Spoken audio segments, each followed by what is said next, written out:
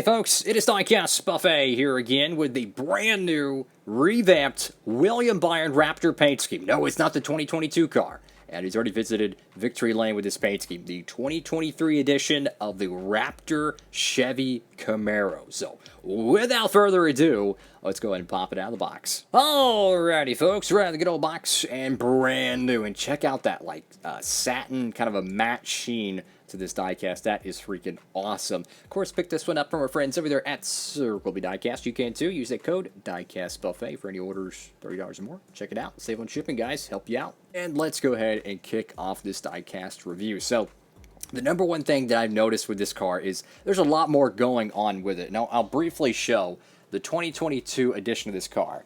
Just give me a moment. And you can just see, just right off the bat, there's a lot more going on with this paint scheme. You can almost consider this a test car in terms of the lack of detail, especially that side sponsor placement. I don't know what they were thinking. They did do the same thing with the 2023, but at least they raised it up so it's not sitting above the side skirts. It flows a little bit better is what I'm trying to get at. Now, one thing I want to touch on with this diecast is the color of the green. It's kind of like a lemon lime green that you would see like in a Gatorade bottle, right? Well, I noticed on the crew uniforms, like the pit crew, when they're going over the wall, the Raptor logos on their uniforms is actually fluorescent. It's like bright kind of dew yellow. And it looks awesome. And then I look at the race car and it doesn't have none of that. So I would love to see this for 2024 or whenever they, run this paint scheme, do kind of a fluorescent dew yellow. I think that would look so much better, especially with that that matte satin sheen. That would look fantastic. So you go to the front of the car here. I love this little, outlining around the front. Valence, very, very sharp. Got the Hendrick Motorsports decal there. Got both of your Sunoco logos. Got the number 24. Byron on the windscreen. Raptor on the hood. You're on the left side of the car. Now, this is one of those paint schemes that just look fast. It just looks speedy. You have kind of that a little bit of a Kevin Harvick, Goodwrench kind of style design, a little Bobby Labonte, these little pinstripes, these kind of like a tribal effect, I love that. I want to see more paint schemes with that type of design. That's how Kevin Harvick's Goodwrench car had these little rips and tears on the side. That's how Bobby Labonte's Interstate Batteries car was a couple of times. Even Tony Stewart's 2002 to 2004 paint scheme kind of had a design to that. So it looks very fast, especially from this angle. Got the 24 right there. Raptor. Got William Byron. Got this archway. For whatever reason, Hendrick Motorsports loves putting a random archway on the A-pillar. Goodyear. Why is it blue? I have no idea. Cup Series. NASCAR 75th. Go here. You got Liberty University. Got, what is this? Valvoline. HendrickCars.com. Chevrolet. Exalta. Cincinnati Industries. Whatever the biff that is. And you can see some spotting right here above the I guess you can consider it the hips of the car, so to speak. And I don't know what that's from. I don't know if they didn't let the clear coat set, or maybe it's brush marks, or I believe they spray this stuff on. So I'm not really sure what that is. Anyways, go to the back end of the car. This is cool. This is a throwback right here. A lot of paint schemes from yesteryear used to have a .com logo on the back. It would be, DuPont, whatever, finishes.com, HomeDepot.com, X, Y, and Z. Well, that was during the .com boom. As social media has taken over, it's usually hashtags. It's at, whatever sponsor, or at this driver, or at that charity. But the .com logo to me is very nostalgic for a Winston Cup and an XL Cup fan, because that was the main thing sponsors were trying to push. So it's pretty cool to see that back on another diecast.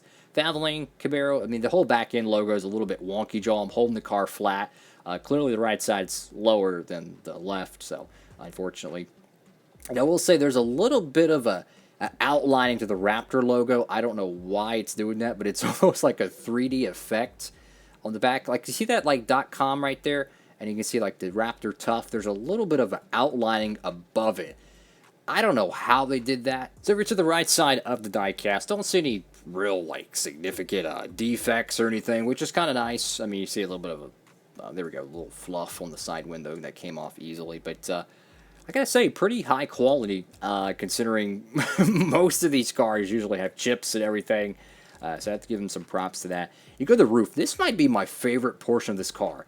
The white backgrounding with that dark 24 and that, that dew yellow outlining. But this right here, this Raptor, I don't know why, but it looks really cool above the white background. It just really pops. And that very thin black outlining there just really lets that logo pop. And it's kind of a nice inverted look from the door panels there. But is it better than 2022? I certainly think it is a better paint scheme.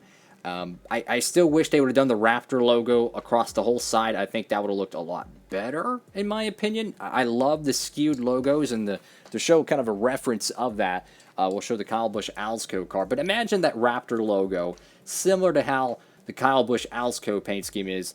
That would have looked a lot better, in my opinion. Take advantage of those side panels. I don't understand why they don't do it, and I just feel like it doesn't make the paint schemes as good as they could. Got Byron right there on the back window, Raptor on the deck lid. Yeah, this is definitely a upgrade from last year.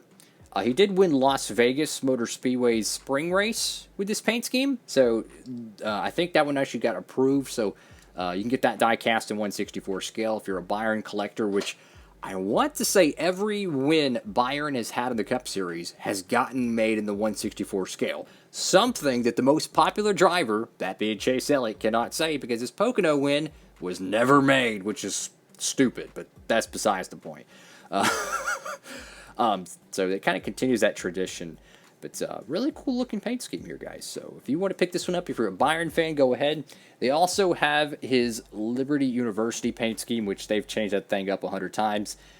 I don't know how I'm feeling about this one. If it was up to me between these two cars, it's easy. Go with the Raptor car. Go with the Raptor car. The matte satin sheen on this thing is absolutely beautiful. Go with that one. This one, the Liberty car to me is kind of all over the place. You have stripes on the roof. You have completely flat flames on the side. No transitions, no shadows, nothing. I feel like the wording here just kind of, I don't know, it just feels flat. And then the hood logo, I don't know what the biff they're doing with the hood logo. I don't know. I feel like the Raptor car is a much better investment in terms of a die-cast purchase. That's just my honest opinion. This is another great example of the die-cast looking significantly better than the real race car. I don't know why, but this paint scheme just looks a lot better in a 1/64 scale die-cast than it does in real life, at the track. So comment down below, guys, if you'd like, and tell me what you think about this paint scheme. Maybe you love it, maybe you don't. I have no idea. But that's all for now. Make sure to like, comment, subscribe. Diecastbuffet. Have a blessed one. God bless. Diecastbuffet. Signing off.